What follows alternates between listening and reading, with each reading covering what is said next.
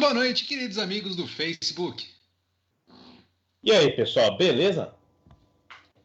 É isso aí, sejam bem-vindos a mais um episódio de Nerd em Pauta, o meu, o seu, o nosso programa de assuntos nerds, esquisitices e bizarrices, semanal aqui do Facebook. Vamos começar dando um boa noite. Vamos começar dando uma boa noite aí primeiro. Boa noite, mascote. E aí, Marcão, beleza? Boa noite. Beleza, vamos lá, vamos falar aí, vamos dar uma boa noite aí para Camila Oporto, que já se conectou, está nos assistindo, já curtiu, já nos compartilhou, né? Isso aí, vamos lá, vamos todo mundo aí naquele esforço compartilhando e espalhando a palavra do Nerd em Pauta, hein? Vamos lá, nosso fã número 2, porque o número 1 sou eu, ó, chique, não? Anderson Zambaldi está aqui, já mandou boa noite, galera. Aqui esperando vocês com o coração batendo mais forte por 2 animes. E esse coração batendo mais forte vai ser eterno. Carole e Tuesday e Piano os Forest. Dias de mais musicais. Acho que escrever errado, se eu não me engano, é Piano of the Forest. Ou Piano of Forest. Piano on Forest. Acho que é on Forest. On Forest é bonito, legal. Piano on Forest eu cheguei a começar a ver, mas eu não dei continuidade. Carlos in Tuesday eu ouvi falar muito bem do começo, mas não tão bem da sequência dele. Mas eu posso procurar ver aí, para quem sabe trazer para cá, para a gente conversar sobre ele. Excelente. Ele também mandou em seguida: estou sentindo que tenho que espalhar aos 7 ventos como esses animes são bons. Então, Anderson, vamos falar desses animes aí no futuro, hein, mascote? Fica de olho. Uhum. Quem sabe a gente dar uma palhinha com a gente. Pode ser já que estamos todo mundo fazendo à distância, né? Fica mais fácil fazer isso. Também gostaria de dar boa noite ao Alexandre Oliveira, que se conectou aí na nossa página. O Bruno Jesus também está aí conosco, boa noite. E quer dar esse boa noite, mascote? Opa, com certeza. Um beijo muito especial para minha querida Pietra Rodrigues. Isso aí, muito bom. O amor povoa a nossa live. Quer dizer, o amor e outras coisas. Porque se você está ligado nas nossas redes sociais, hoje mais cedo no Instagram e aqui no Facebook, foi publicada uma imagenzinha com um pequeno spoiler, né? Tipo esse que está aqui no vídeo do Davi, né? Do mascote, né? Esses spoilers aqui. Você sabe que nós vamos falar de um assunto muito delicado e polêmico hoje, tá?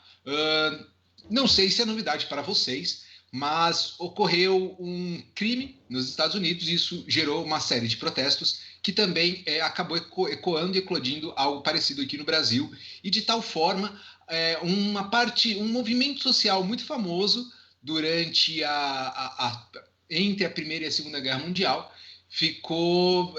foi levado à tona, né, devido a esses protestos, e termos voltaram à moda, como, né, fascismo e antifascistas. Sem necessariamente nos posicionarmos politicamente quanto a isso, se bem que acho que somos todos contra o fascismo. Nem todos somos antifascistas, isso é uma coisa muito mais complexa, mas acho que podemos, né, mascote? Para quem tem dúvidas ou não, simplesmente não tem conhecimento, e você não é obrigado a ter esse conhecimento necessariamente, mas quem não sabe o que é fascismo, né?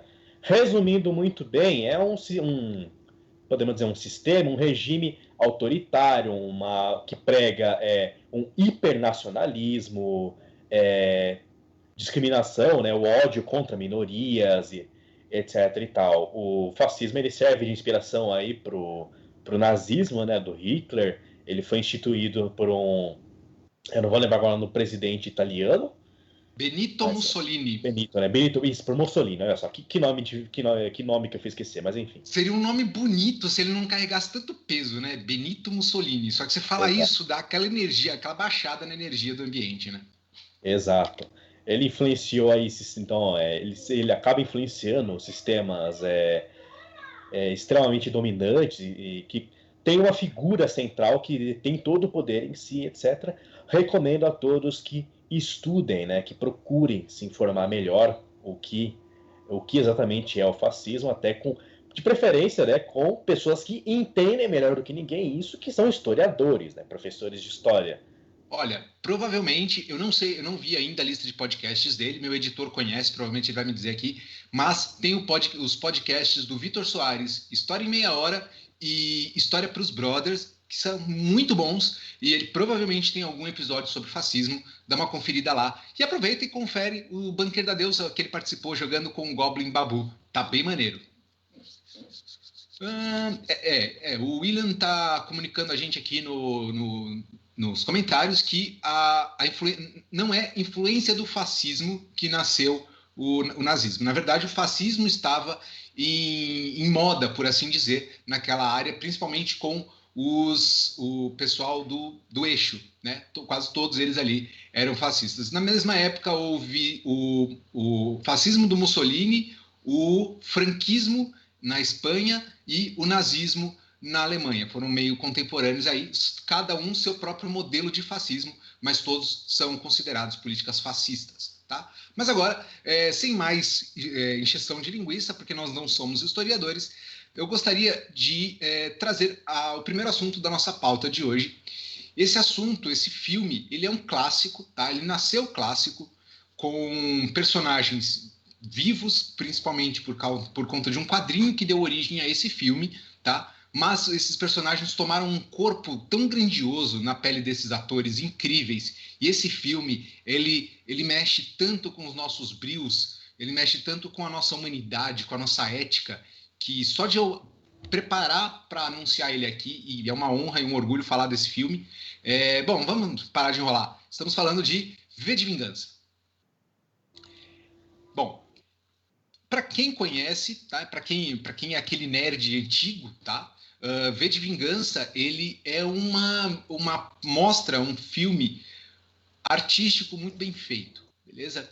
Primeira coisa que vocês precisam saber ele é baseado nos quadrinhos de mesmo nome de um dos maiores roteiristas de quadrinhos que esse mundo já viu, que é o Alan Moore. Ele ainda vive, graças a Deus. Graças a Deus, agora eu virei crente agora.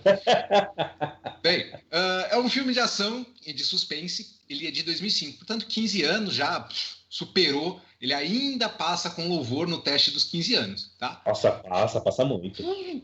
Você acredita? Você assistiu essa semana, você acredita que esse filme tem 15 anos? Pois é, não dá impressão, né? Ele envelheceu, não é que ele envelheceu bem, ele não envelheceu, né? Não envelheceu. O tema que ele trata não envelhece e nunca vai envelhecer, porque a luta que ele mostra é uma luta diária, né?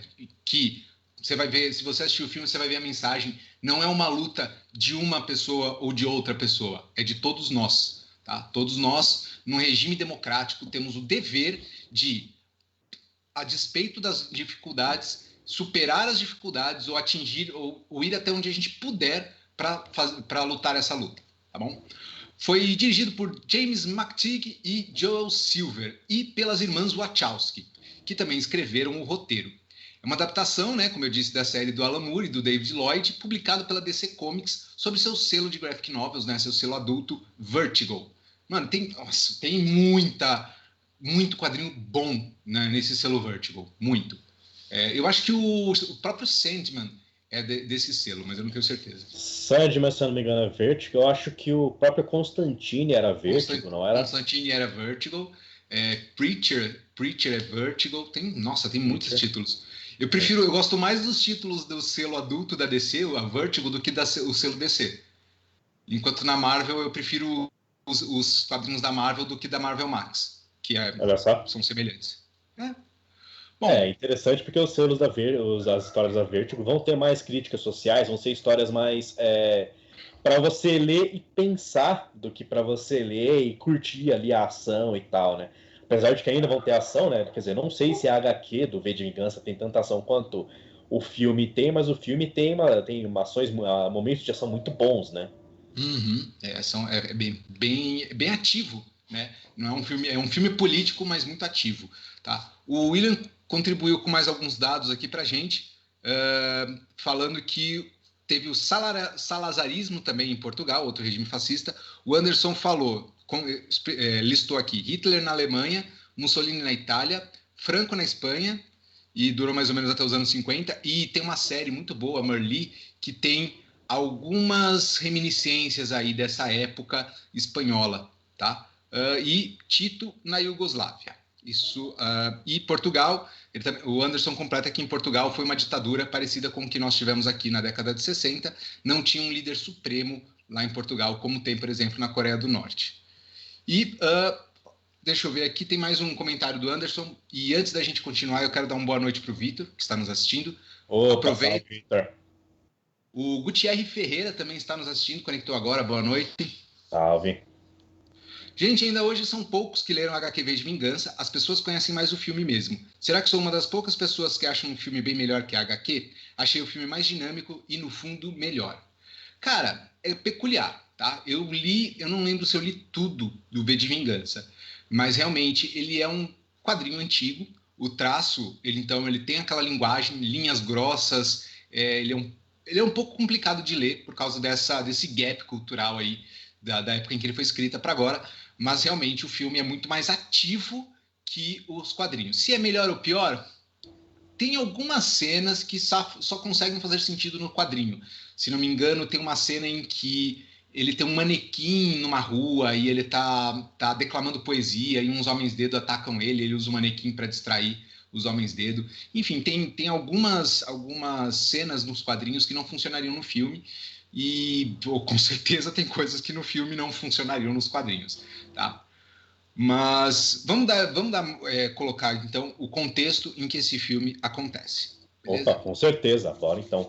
O filme V de Vingança se passa numa, se eu não me engano, Londres, né? Uma Londres ficcional, em que eles estão vivendo sobre a Inglaterra, se eu não me engano, vive em um regime ditatorial, né? Com um líder supremo, a curto e grosso modo, né? Várias características aí de um regime fascista, em que tem um líder supremo, uma polícia que trabalha para ele, silenciando, mantendo o controle da população sobre punhos de ferro, né?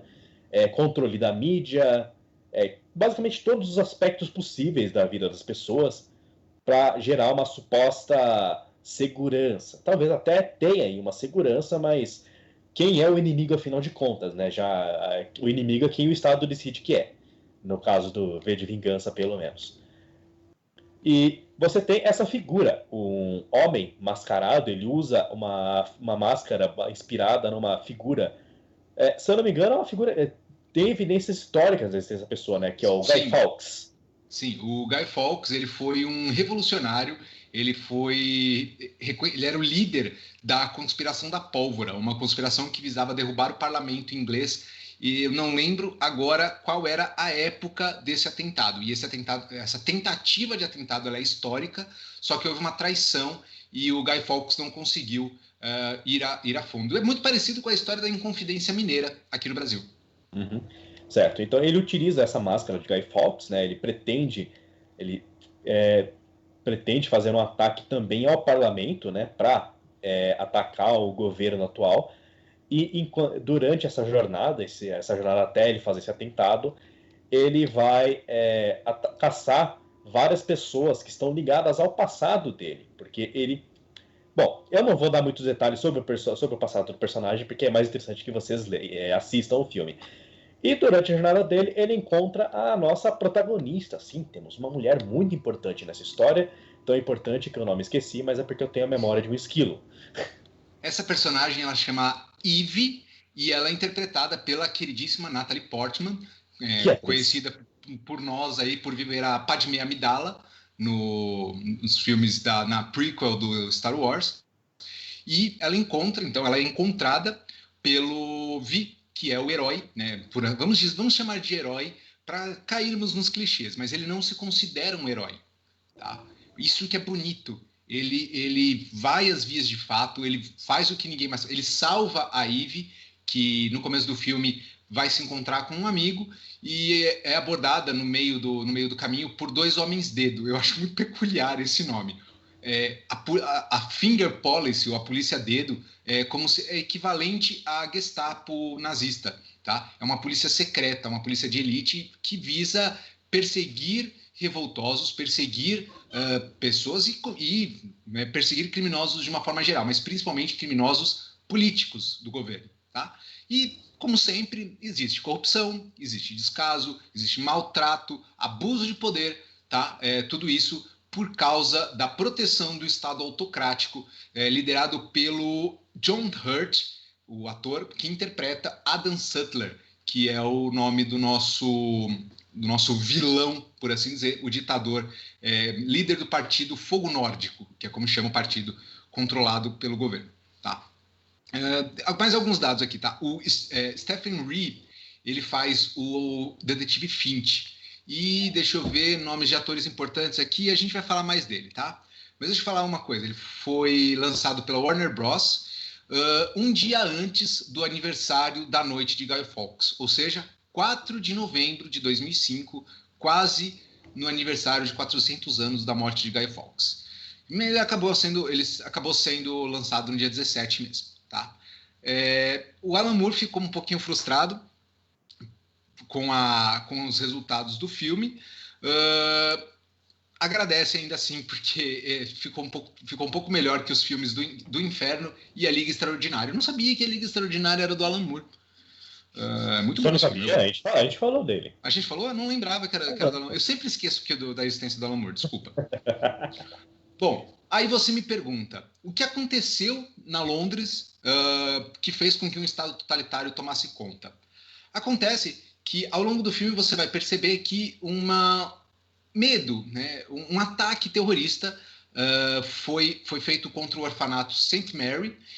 Um vírus foi liberado e isso causou um pânico histérico nos britânicos, que apoiaram a eleição do então secretário-geral Adam Sutler, que finalmente galgou os pés chegou como presidente do parlamento, né, líder do parlamento, e deu um golpe assumindo o controle do Estado. A trama ela vai girar em torno principalmente do Vi, da busca do Vi pelos seus algozes do passado e pela relação sempre muito complexa que ele constrói com a personagem da Natalie Portman, a Eve. Que não é nenhuma donzela indefesa que conste aqui, né? Ela jamais. Não vai ter um papel de ação nem nada do gênero, mas os diálogos dela com o V vão ser sensacionais de acompanhar. Sim, ele tem um diálogo fantástico, que é quando ele encontra ela, que ele declama um verso, uma estrofe com várias palavras com V, e eu descobri que são 48 palavras. Dessas 48 palavras, se não me engano, 40 ou 45 começam com a letra V. Eu sei que tem várias referências ao número 5, tanto na sua forma numeral romana, V, como em outros momentos do filme, principalmente como um V. Tá? Você lembra aquela cena final do V lutando com os homens dedo ali, um pouco antes de que ele joga as adagas? Uhum. Nas minhas pesquisas eu descobri que aquelas adagas girando na cena formam a letra V 5 vezes antes de acertarem os alvos. Eu não notei isso daí, mas faz sentido. Cheio de referência a isso. Bom, a Natalie Portman, a Eve, ela trabalha na BTN, que é uma agência de... Não é uma agência, é uma rede de televisão. Tá? Rede de televisão com programas dominicais, talk shows, programas de notícia, etc. Só que ela é uma TV estatal e tudo que é passado ali é mentiroso ou é direcionado pelo governo para controlar a opinião pública. Tá? Tem até uma passagem que é bem curiosa, o diretor que está falando para é bem no começo do filme, tá guiando uma reportagem e tal, alguém fala assim, né, mas isso não é mentira? Aí ele fala assim, não, nós somos a mídia, quem mente é o governo, ou algo assim. Tá? Ele fala, não, nosso dever é transmitir a verdade, criar mentiras é com o governo. Exato, e curiosamente é uma empresa controlada pelo governo, ou seja, é mentirosa. Tá? Enfim, o Vi é um excelente lutador, ele é um baita dançarino, cozinha muito bem. Parece que eu estou fazendo o perfil dele do Tinder, é isso mesmo? Não, mas eu tô querendo falar que assim, o Vi, ele é um personagem fantástico, muito bem representado pelo Hugo Weaving, conhecido como Agente Smith no Matrix, ou Elrond no Senhor dos Anéis. Senhor dos Anéis, aguarde. Falando nisso, tá? Enfim, a trama, então, ela vai se desenvolvendo com três frentes, por assim dizer, 3 núcleos. Eve e V, que querem botar em movimento o seu plano conspirador, enfim, que seja. para derrubar o governo. O Finch, que é o detetive que está procurando, está tentando entender o que está acontecendo, está buscando a Eve e vai esbarrar numa conspiração antiga do governo e vai entender para quem ele trabalha, ele vai entender o que ele faz no mundo e ele vai perceber como a posição dele na sociedade, e isso é bem legal perceber isso ao longo do filme. E ameaças e avisos, né? Sim, sim. E você vai perceber também a terceira frente, que é o governo, na figura do Adam Sutler, na figura de jornalistas, na figura dos homens-dedo, na figura do seu secretário de segurança, o Creed. Tá? Você vai ver eles tentando abafar essa revolta. Tá? É difícil, porque eu vi ele não confia em ninguém, ele trabalha sozinho e muito bem.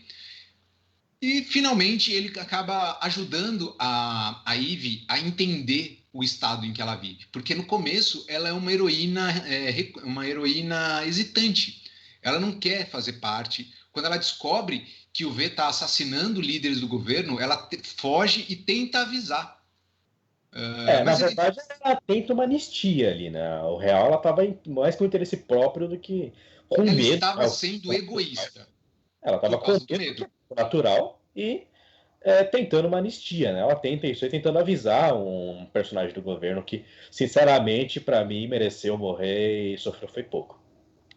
O padre? Mano, isso é muito parecido. Nos quadrinhos tem uma cena bem parecida com essa. Assim, só que nos quadrinhos a Eve vai de propósito. Ela vai de propósito ludibriar e distrair o padre enquanto o Vi vai assassinar ele. Entendeu? Então, assim, ela não foi. Nos quadrinhos ela não vai para tentar fugir, ela vai ajudando o Vi intencionalmente, mas nesse aí não. E aí temos uma cena incrível dela. Ela é capturada, torturada. Ela é levada para uma cela onde ela tem contato com uma biografia abandonada de uma antiga detenta de um campo de concentração. Vamos dizer, né? Campos de concentração aqui, entre aspas. Né? Mas, assim, essa parte da história, né, onde a Eve lê esse texto e ela entende que qualquer um pode se tornar o inimigo quando é só um poder que controla a informação. Né? Então, ela, a partir desse momento... Bom, eu não vou falar muito mais, porque senão eu vou quebrar muita expectativa de quem ainda não assistiu. Tá? Eu só vou falar assim... Davi, mascote, querido 50 centímetros, fale para nós... Foi o que ela disse, né? Não, de altura, pô. Fale para nós a sua análise e nota para V de Vingança, enquanto eu vou ler os comentários. Antes de mais nada, eu só queria dizer aqui, o Nerd em Pauta não apoia nenhum tipo de violência contra pessoas inocentes. Esse padre, em específico, era pedófilo, por isso eu disse que ele merecia sofrer. Exato. Agora, seguindo em frente... Cara, V de Vingança, eu já assisti vários pedaços desse filme ao longo da minha vida, mas só recentemente eu assisti ele inteiro. E que filme espetacular, cara. Extremamente bem feito, né? Dentro do meu parco conhecimento que eu tenho de características técnicas, eu gostei de tudo, né? Tanto as angulações de câmera, né? Elas permitem você compreender muito bem as cenas, o que é muito importante. Você não ter uma câmera confusa, principalmente em cenas de ação, porque tem poucas cenas de ação, mas são cenas de ação muito frenéticas e são muito bem trabalhadas. Uhum. Os diálogos são espetaculares, são diálogos compreensíveis, né? Não são tão complexos que você não entende, mas eles também não são diálogos rasos ou vazios, não, eles têm profundidade. Isso também é uma característica que eu acho muito boa. Especialmente quando o rei ele tá indo atrás de seus algozes, né? Os seus algozes do passado, como o Marcos falou, e tem uma doutora que ele vai atrás, que, cara, eles vão ter, para mim, é o momento mais fantástico desse filme inteiro, é esse momento dos dois. Sabe? Humano. É humano esse momento. É extremamente humano, sabe, cara? É tipo... E, cara, o que eu mais gosto nele é, assim, ele tem uma coisa tipo de piedade, sabe? O V, ele mostra que ele sabe ser piedoso. Ele é justo. Ele é justo, sabe? Ele é muito piedoso também, sabe? Então, putz, eu vou ter que falar aqui, cara, porque essa frase pra mim é maravilhosa demais, cara. Quando, né, a doutora pergunta se ele vai matar ela, ele fala, eu já matei há 10 minutos atrás. Ele mostra uma seringa.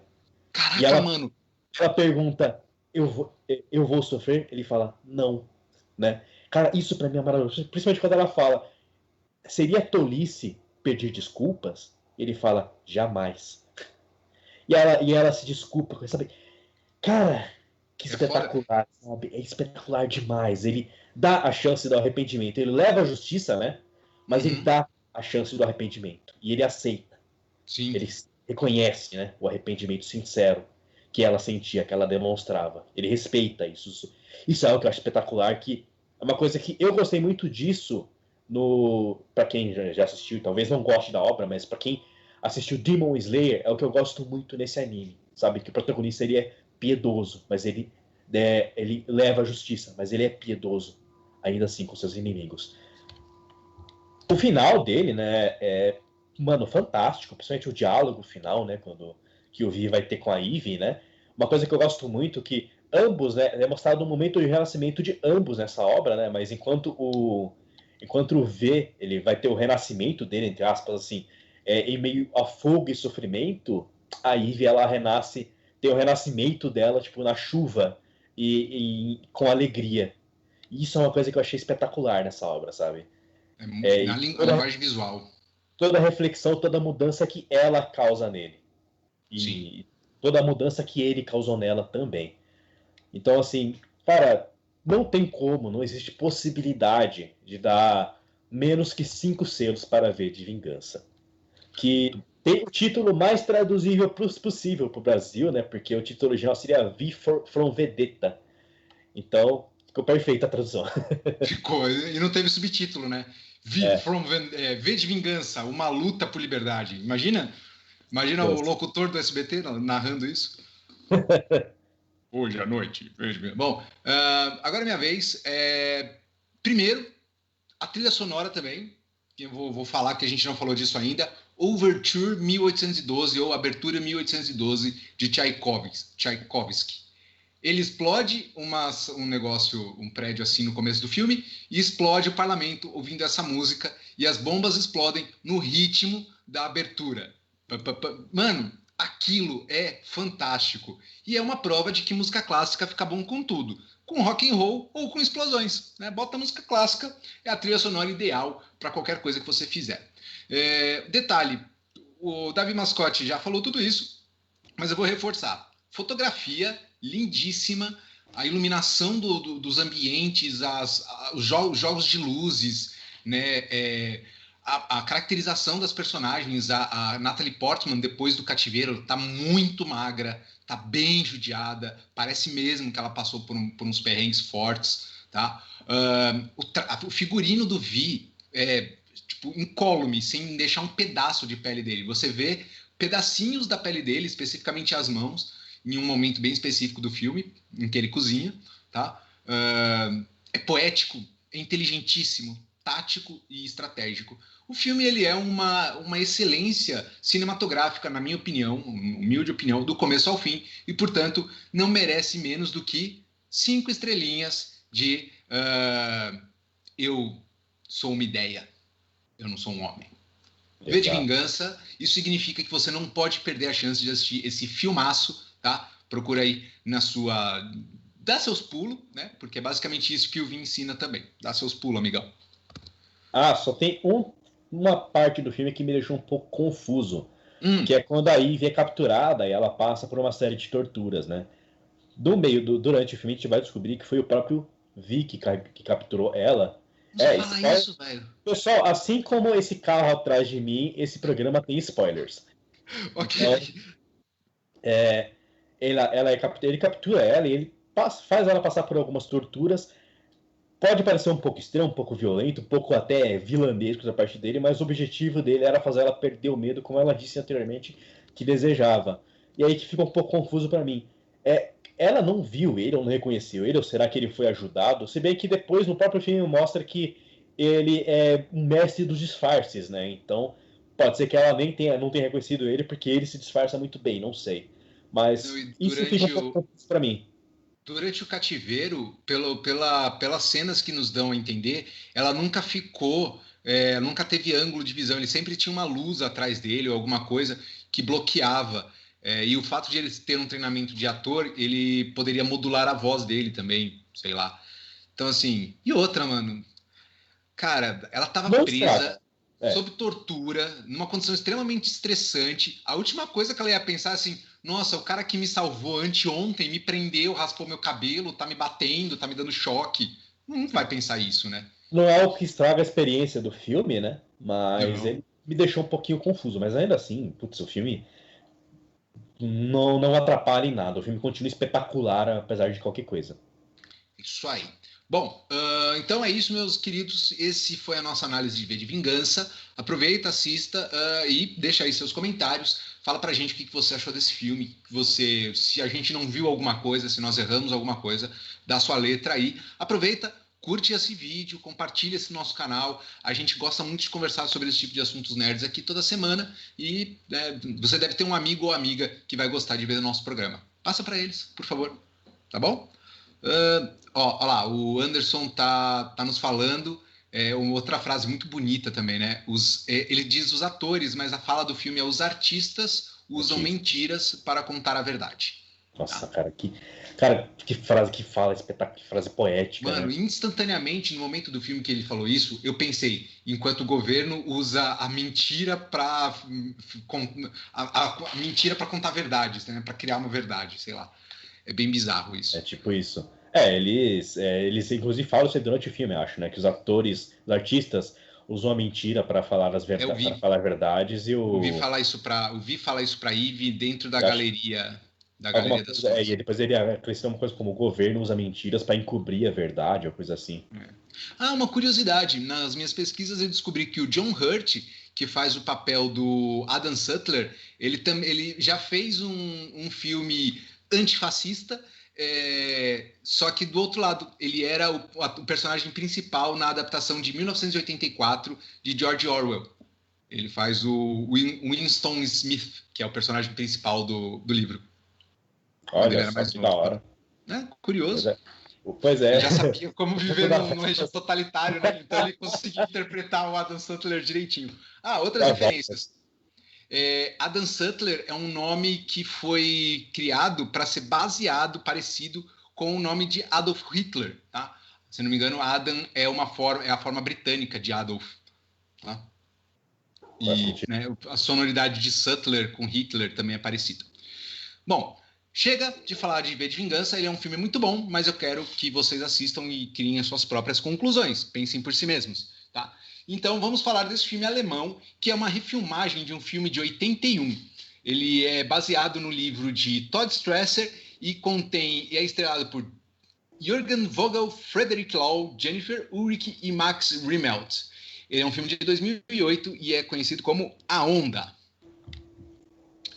Esse filme foi dirigido por Dennis Gansel, tá? E ele é baseado no experimento A Terceira Onda, do professor de história Ron Jones. Ele foi produzido por Christian Becker para a Hatchback Film Production, deve ser um estúdio alemão. Teve muito sucesso nas bilheterias alemãs e 2,5 milhões de pessoas assistiram o filme, pelo menos até quando foi contado. Sim, e se não ficou bem claro, eu reforço aqui, ele é baseado em um experimento real. Né? Sim. O próprio filme traz ali, antes mesmo dele começar, o aviso de que ele foi baseado em eventos reais. Tá? Exato. E sobre o que é esse filme, Mago? Bom, esse filme mostra para nós a vida, né, a aparição de Rainer Wenger, um professor de história, interpretado pelo Jürgen Vogel, que, né, ele é um professor diferentão, tá? Você deve ter tido um professor assim, eu sou um professor assim. Se você me ver chegando na escola, você vai me ver de carro ouvindo um rock alto, de óculos escuros, é o que eu gosto, do que eu faço, me divirto indo trabalhar e etc. E isso é nítido também, tá? No começo do filme, que o Rainer gosta muito do que ele faz. Ele chega na escola, cumprimenta os alunos, etc. E ele é obrigado a dar uma aula para uma turma sobre autocracias, ok? O que é autocracias, mascote? O que são autocracias, melhor dizendo? Autocracia, isso é um conceito que é inclusive explicado no próprio filme. E eu não consigo me lembrar. Ok, eu te falo. Autocracias são regimes de governo onde apenas uma pessoa ou grupo detém todo o poder. É o que nós falamos agora há pouco sobre o fascismo. Tá? Na época do nazismo, só o Partido Social Nazista, que não é de esquerda, que controlava o governo, ele tinha todo o poder sobre a Alemanha. Tá? Assim como outros regimes autocráticos. E não é necessário ser um regime fascista de direita para ser um regime autocrático, ok?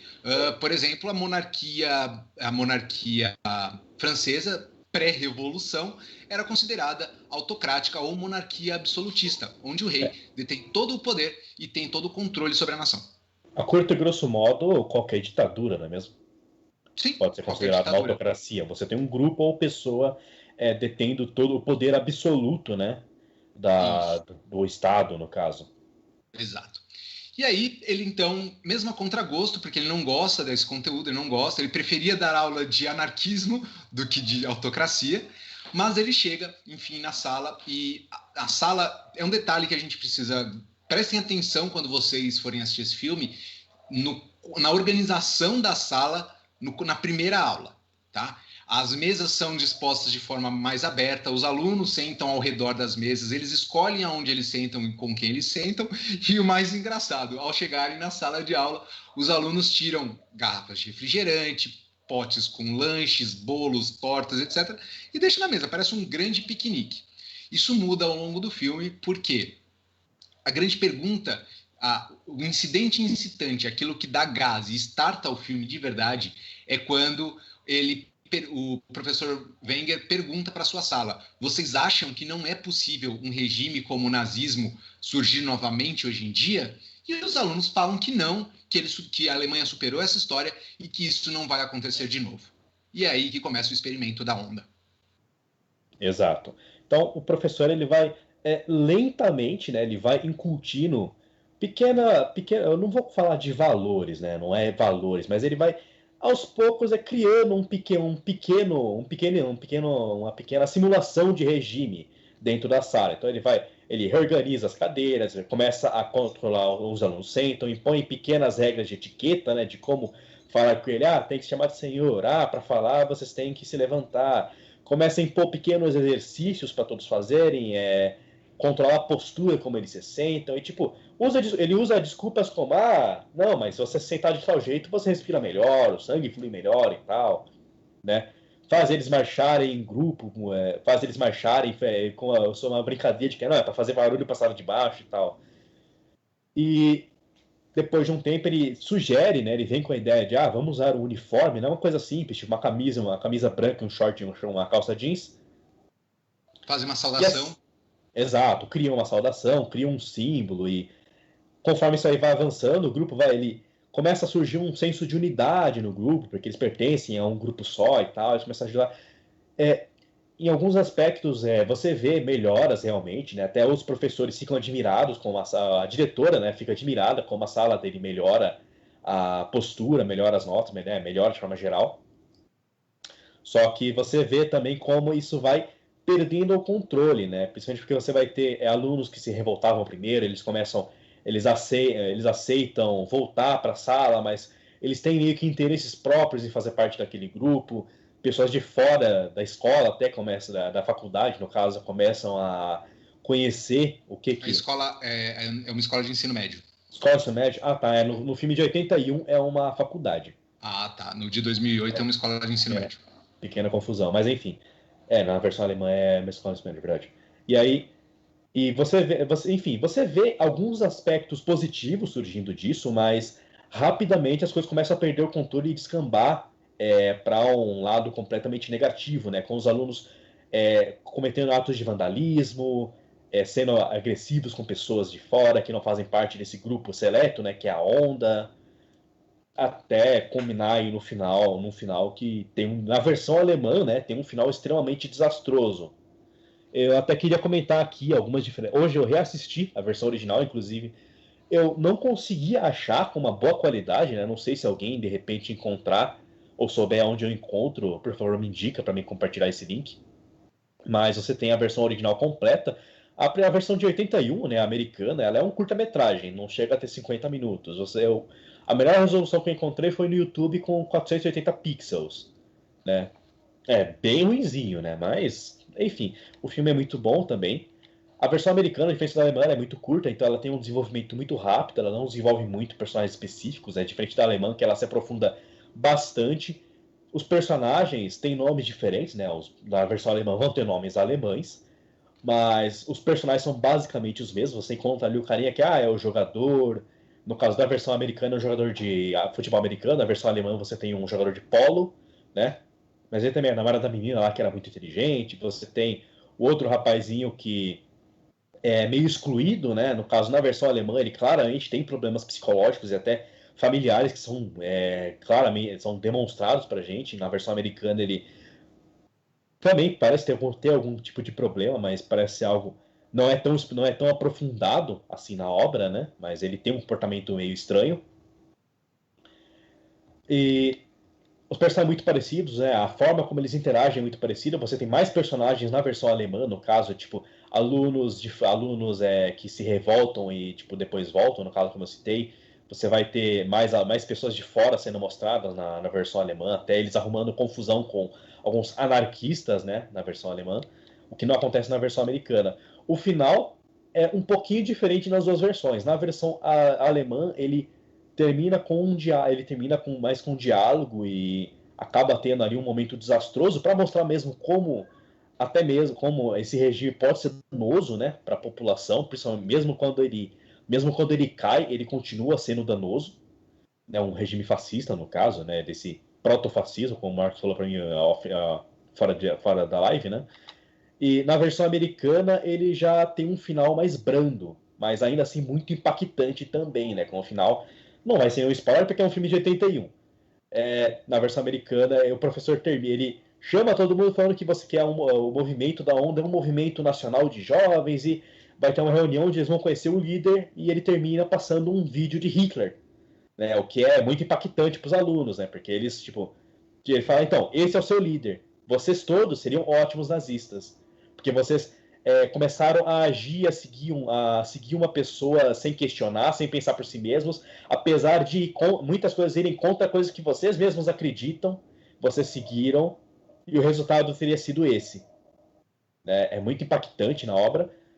Outra diferença, assim, até um pouco sutil, na versão americana, o professor, ele parece que ele mesmo fica impressionado com o que ele conseguiu, porque os alunos também têm muitas melhoras e tal, mas ele acaba percebendo que está sendo nocivo, e aí que ele vai para o encerramento, né, do filme.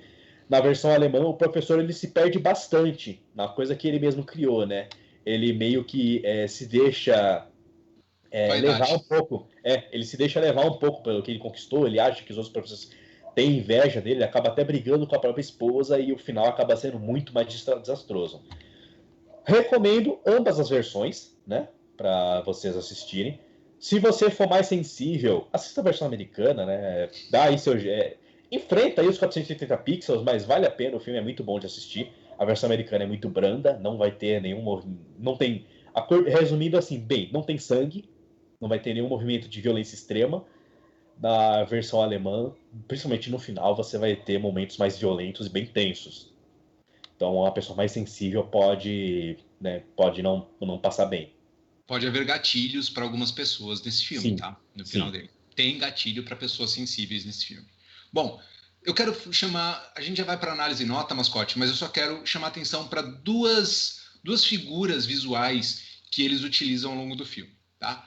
Primeiro, a óbvia referência ao anarquismo, quando eles enfrentam os punks, tá?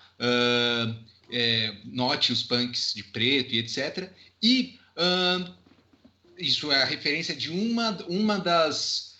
O movimento antifascista, ele surgiu na Alemanha pós ou durante a Segunda Guerra Mundial, não tenho muita certeza, não sou professor de história, me perdoe, e foi motivado principalmente por dois grupos políticos, tá? Os anarquistas, que no filme foram representados pelos punks anarquistas, e os comunistas, que no filme é representado de forma magnífica pela Mona, vivida pela... Cadê o nome? A Mona não, é a Caro.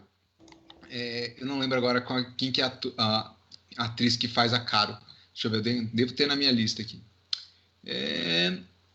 Jennifer Ulrich. A Jennifer, ela faz essa personagem, Carol, e no dia em que todo mundo tem que ir com o uniforme, ela decide não aparecer de uniforme, mas ela vai de vermelho, tá? Representando provavelmente aí o levante comunista contra o regime do fascismo, beleza? Bem, ela também vai atuar, ela vai fazer um outro simbolismo histórico, ela vai representar a mídia quando ela entra escondido no jornal da escola, imprime dados sobre fascismo, sobre a onda, sobre crimes, etc., e tenta mostrar essa verdade para as pessoas à revelia do grupo. Então, ela tem essas linguagens aí muito interessantes nesse filme. Posso fazer mais uma observação aqui também? Pode. Comparando o filme de 81 com o de 2008, que é a versão alemã, o filme de 81, ele também tem isso, né? Tem a personagem que ela vai escrever artigos criticando o movimento da onda, mas eles são publicados tipo no jornal de escola normalmente. Na versão alemã você tem a Carol, né, querendo publicar, né, criticar o movimento da onda, sendo censurado, e não só isso, né, mas existe tipo um desinteresse pelo presidente, se não me engano, né, do clube do jornal da escola, que tipo, não, mas isso aí é de boa, não é nada, né? O que, de certa forma, também demonstra tipo, o fato de que tipo, a mídia não leva tão a sério assim quando um movimento desse acontece. Algo que também é mostrado, a gente já falou aqui desse filme, né? Do filme Ele Está de Volta, que também é um filme... A mídia brinca com isso, coloca o cara para fazer programa de auditório. Exato. Se você não sabe que filme é esse, procure aí na nossa lista, no Facebook ou no YouTube, a gente falou desse filme. E se vocês quiserem uma indicação, porque esse filme é inspirado num livro, indicação de podcast que é bom, porque vale a pena, o Perdidos na Estante, com a da Domenica Mendes, ela vai fazer uma análise completa do filme e do livro, não lembro se dos dois no mesmo episódio, mas ela faz análises completas, sensacional, recomendo muito ouvirem. O Daniel tá comentando aí, primeiro, Daniel, não sei se eu te dei boa noite, Dan. Ele comenta, antifascismo não é italiano? Era um movimento oposto ao fascismo do Mussolini. Sim e não, tá? O fascismo nasceu com o Mussolini, tá? Mas o antifascismo primeiro surgiu na Alemanha para combater as ações do nazismo dentro da Alemanha, tá? Para combater a Gestapo, para combater as decisões autocráticas, autoritárias e arbitrárias do governo nazista, tá?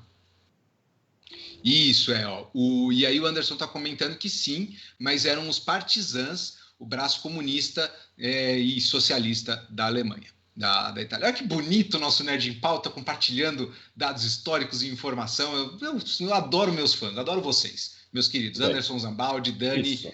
Vocês são foda. Compartilhem informações e sempre lembrando, pesquisem, né? Não fiquem só com o que a gente fala aqui, até porque a gente fala mais de obras do que de fatos históricos. Exato. Mascote, análise e nota, por gentileza, para A Onda.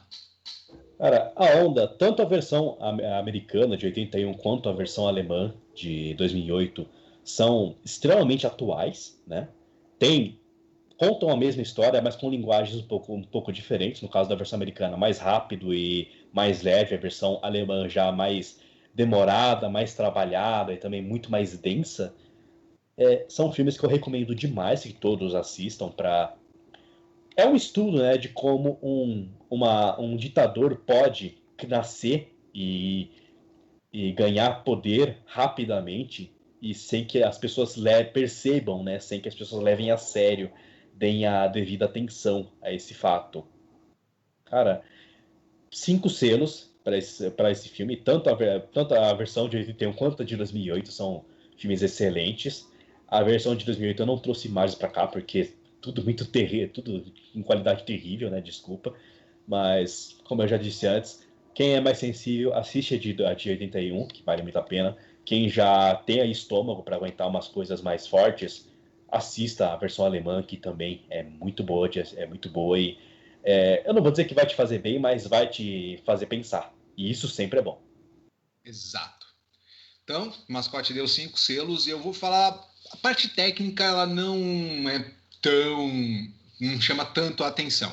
O filme foi executado da forma mais ok possível, né? sem grandes jogos de luzes, sem grandes enquadramentos. Uma ou outra cena, essa cena que mostra ali, tanto no pôster quanto tem uma foto soltando aí, por trás do Wenger, num auditório, isso é mais pro finalzinho do filme, e mostra, né, essa visão do poder, né, o povo abaixo do líder supremo. Ela é a visão contrária que você tem ao assistir V de Vingança, quando aparece o alto chanceler com a cara em telas gigantes, em todos os lugares onde ele aparece com em telas gigantes, com a câmera pegando por baixo, para ele dar essa impressão de grandiosidade. E aí, na Onda, você vê isso ao contrário. Os atores são de medianos a bons, tá? Detalhe para 2 atores que vão aparecer novamente depois em Sense8. O ator que faz o Marco, um dos personagens principais, e um dos amigos dele fazem os 2 amigos de Berlim, do núcleo de Berlim, de Sense8. Tá? Isso foi bem surpreendente de ver isso, ver eles novinhos assim.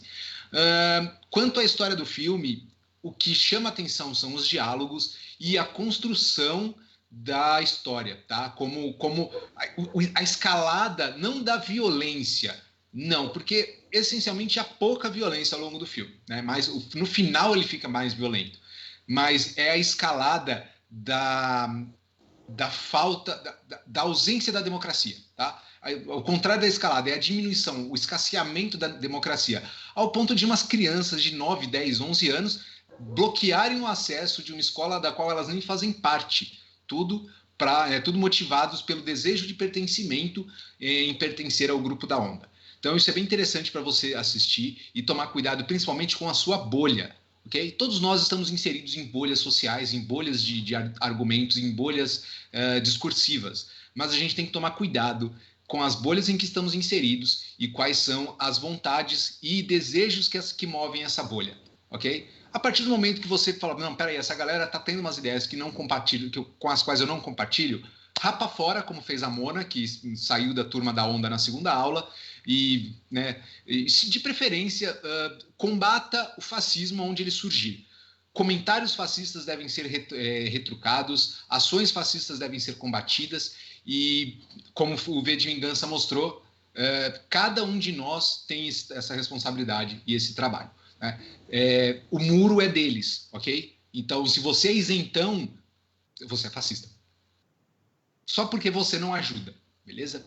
Agora chega de... Eu não sei se falei, mas minha nota são 5 selos de complicada essa história. Muito complicada. Esse filme, eu fiquei assustado ao longo desse filme inteiro, tá? De ver como isso é possível de acontecer novamente. Dá medo, né? Dá um medo real. Medo físico. Medo físico. Você trava na cadeira, tá ligado? Uhum. É um filme realmente pesado, tenso. Vamos falar agora, esse vai ser curtinho, né? Porque não tem muito o que falar dele, é bonito, mas ele tem um fundamento histórico muito mais interessante do que todos os outros tiveram, porque é uma coisa mais nossa, né? Uma coisa mais próxima. É uma animação de ficção científica escrita por Luiz Bolognese, produzido pela Gulani e pela Buriti Filmes, com a Lightstar Studios. Essa é uma animação brasileira, com as vozes de Selton Mello e Camila Pitanga, e eu estou falando de Uma História de Amor e Fúria. Ah, esse filme, cara. A primeira vez que eu assisti ele foi na escola, viu? Pô, escola, meu... não me recordo agora qual professor que passou, se foi o de História ou de Geografia, mas, cara, que filme espetacular. E para você que já tá vendo aí logo de cara a capa do filme, já deve ter se impactado, porque temos, né, uma cena de uma cachoeira com 2 pessoas se beijando no lago, e logo abaixo uma cidade distópica e um Cristo Redentor com um braço faltando. Cristo Maneta, bicho! Ia ser difícil pregar ele na cruz se ele fosse assim. Caralho! Aonde chega o meu ateísmo? Desculpa se eu ofendi alguém, não foi esse o propósito. Tá, um abraço para os nossos web espectadores cristãos. Enfim. E sobre o que é este filme? Este filme vai retratar a história na verdade, ele retrata a história do Brasil, mas aqui pelo olhar dos perdedores, podemos colocar assim, para simplificar bastante o que ele retrata. Ele vai se...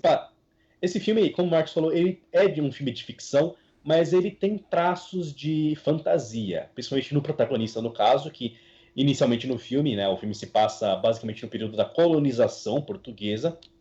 O nosso protagonista, ele era um índio e ele supostamente recebe uma missão, que ele teria que enfrentar forças de uma entidade maligna. Ele teria que liderar Anhangá. Ele tem que liderar o homem, o povo dele na eterna guerra contra as forças de Anhangá, que querem a destruição, que querem corrupção, né? Eles querem... Oi. Repita comigo. Anhangá. Anhangá. Isso, é tipo Anhangabaú, só que sem o baú. O que é Anhangabaú, cara? Você não conhece a estação Anhangabaú, estação de metrô, bairro de São Paulo? Não? O Vale do Anhangabaú? Tá, ok. Não conheço. Tudo bem.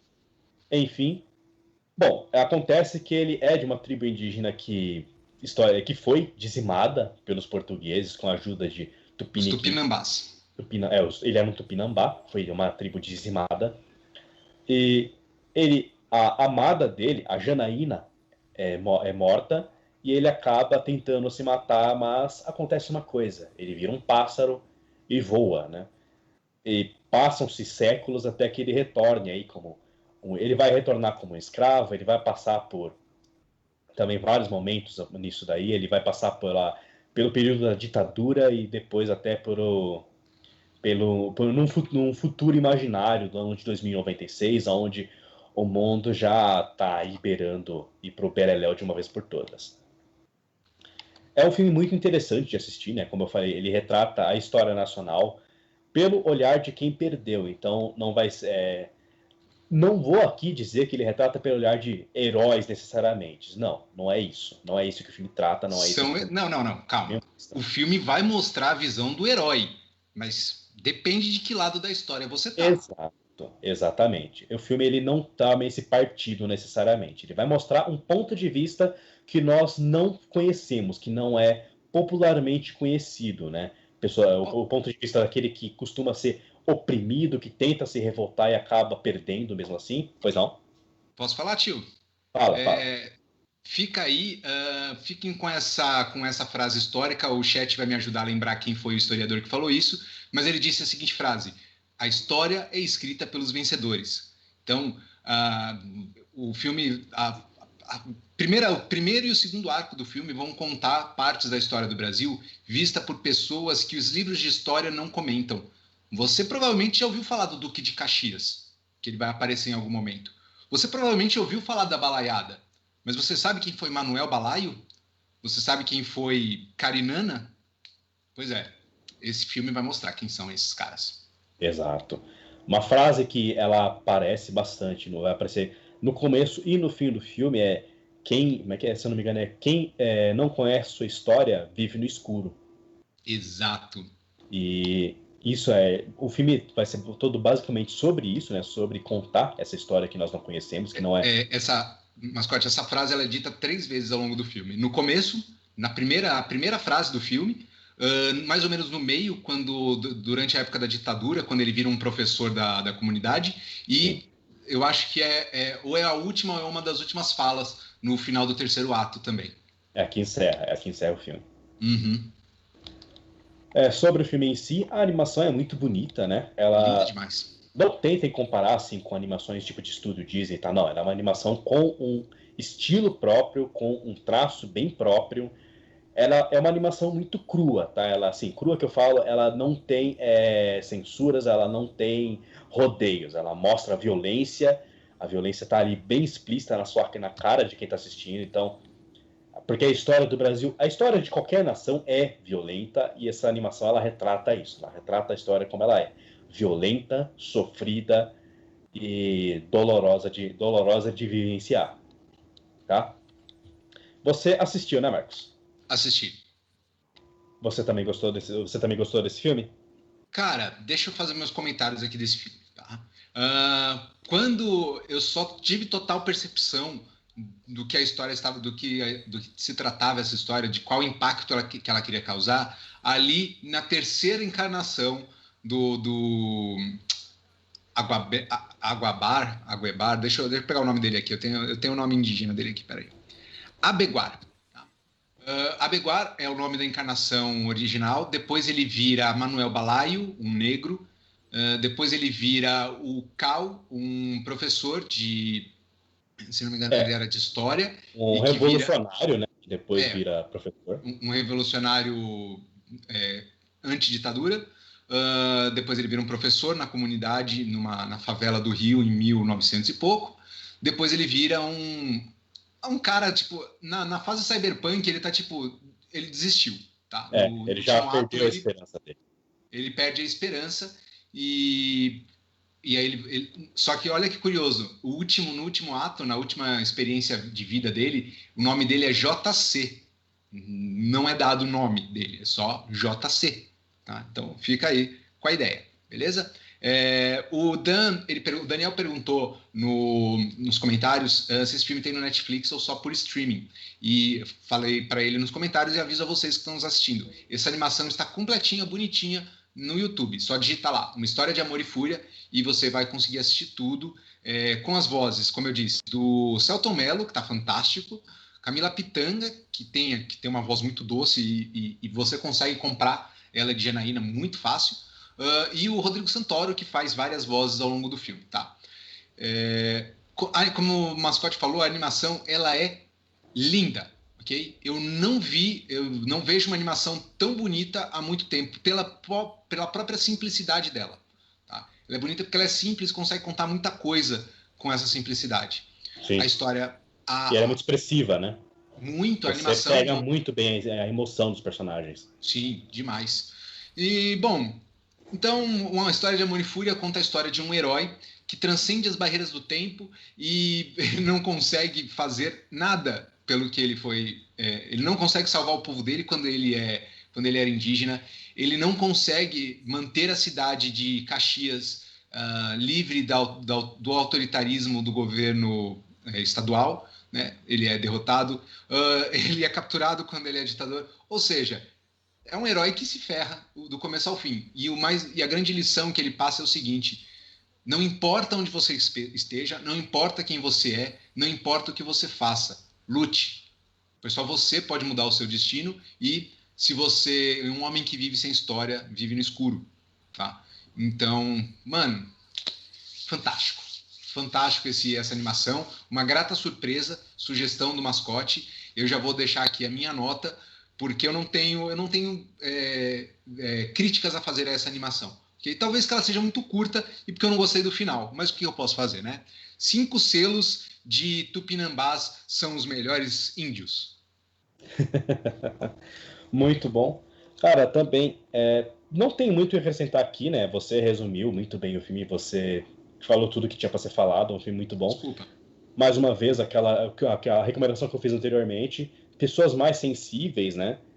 Esse filme ele vai ter momentos de violência muito tensos, principalmente no trecho que ele vai retratar a ditadura militar. Nossa!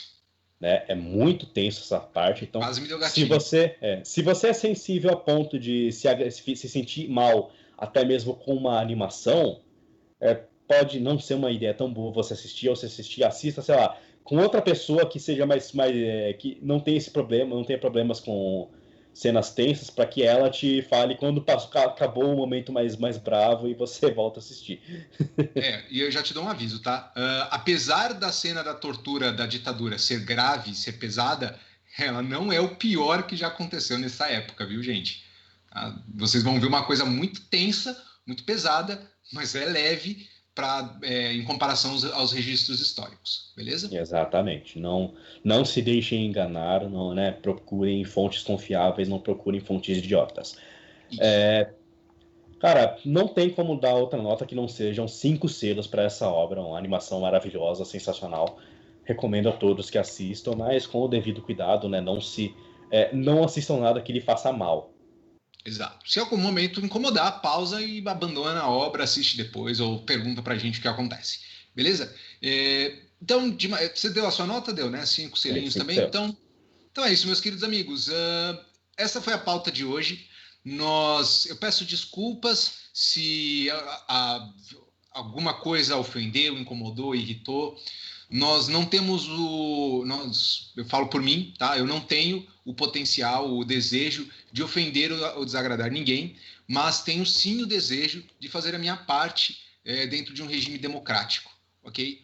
O fascismo não é bonito, o fascismo não é legal, não é desejável para nenhuma pessoa em qualquer lugar do mundo, ok? Então, combata o fascismo como você puder. Divulgue informações, espalhe notícias, fale o que é correto e, de mais a mais, retire-se se o lugar não for adequado, ok? Você não precisa ser antifascista para ser contra o fascismo, ok? Antifascistas vão às vias de fato e põem o seu e os de seus na reta para combater o fascismo. Você não precisa fazer isso, tá bom? Mas divulgue esses filmes, divulgue essas obras que falam contra isso e ajude a espalhar a informação e as verdades. Beleza? Exatamente. Não se esqueça nem por um momento. A questão aqui não é direita ou esquerda, alinhamento político ou partido de preferência. É uma questão aqui de simplesmente defender os direitos da população. Nunca se esqueça, o governo serve ao povo, não é o povo que serve ao governo. Nós devemos respeito a figuras públicas, a figuras governamentais. Devemos sim, devemos respeito, mas respeito é diferente de temor, é diferente de servidão, é diferente de devoção. Nunca se esqueçam que vocês é a população que tem o comando do país. Os governos eles são eleitos pelo povo para representar a vontade do povo, não o contrário. Eles não mandam na gente, nós mandamos neles. Tá bom? É isso aí. E fique com a frase do Vi, de vingança. Não é o governo, não é o povo que deve temer o seu governo, é o governo que deve temer o seu povo. E, bom, de mais a mais, uma boa semana para todos vocês e espero nos encontrarmos novamente na próxima semana, de preferência com um assunto um pouquinho mais brando. Isso daí, pessoal. Obrigado pela audiência, espero que vocês tenham gostado do programa, espero que vocês procurem as obras que nós indicamos e assistam, gostem delas. No mais, sempre procurem informações em fontes confiáveis e pensem por si mesmos. Essa acho que é a grande mensagem aqui. Sempre pensem por si mesmos. Concordem conosco, discordem de nós, mas pensem por si mesmos. Tenham suas próprias opiniões. É isso aí. Muito boa noite e obrigado por nos assistir. Valeu e até mais.